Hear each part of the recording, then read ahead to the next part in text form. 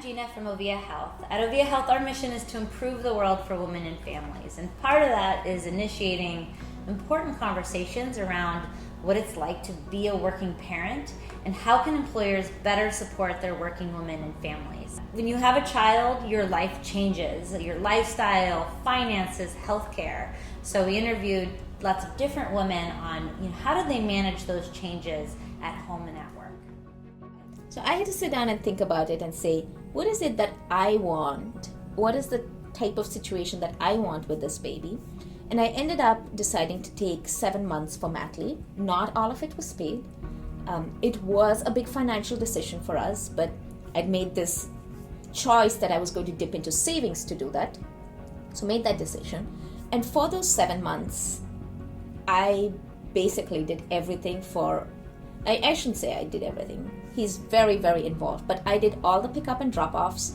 I made sure there was food, meals cooked, meals packed, and I took care of the little one who was home with me the whole time. But I did everything for all 3 kids. It's not attractive, it's not fun, but being clear about finances, roles, responsibilities, help, all of that, I think it's better to have that discussion up front. Don't want to be having that discussion at month 9. Also because there are other people, other things in your life that are dependent on that, and you don't want to not have clarity with your partner before you communicate something at work. So I think getting very clear and having those unsexy conversations up front is very important. So I was just in a restaurant all day, every day. I mean, I was hoping to save up as much as possible before having the baby, and I didn't know how long I could go. So I worked as much as I could, as early as I could, and it changes what you think about, how you live your life. If you're going to go out to dinner, if you are going to spend your extra money on a vacation, or you're going to funnel it into a college fund. It really did change everything.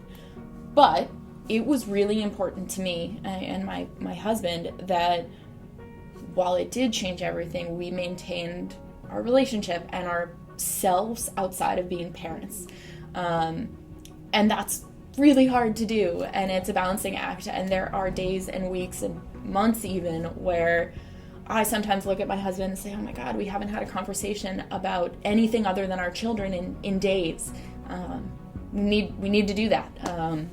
And we're really lucky. My parents live close and they babysit a lot and they provide a lot of support, but sometimes it's just taking time after the kids go to bed and having a movie night and a different kind of date night and saying, okay, in the next hour we are not going to talk about our kids. My other tip would be that you should be as transparent as you can with yourself and also people you work with about your capacity. This is something I'm learning by experience right now, but I think it's better to take a pause and say, can I take on that? Do I actually have the time? Than to try to do too many things and not do them well. So my day usually starts around 6. I'll get up earlier with my husband and we'll try to get ready and just be ready by the time the kids wake up.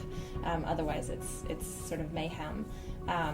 And then I'll typically do drop off and then head to work around 8:30, and then that's depending on traffic. I get to work and then I try to leave around 5. My husband and I we'll switch on and off about who's going to do drop off and pick up. So either I'll stay later till 6, 7ish, or I'll leave probably at 5, and then put the kids to bed around 8, 9ish. Sometimes that's 10 because somebody doesn't want to go to sleep. Usually my 3-year-old, and then either half the time honestly we fall asleep with the children because we're just dead by then, or come check email, do some things to prepare for the next day, and then be in bed hopefully by 11.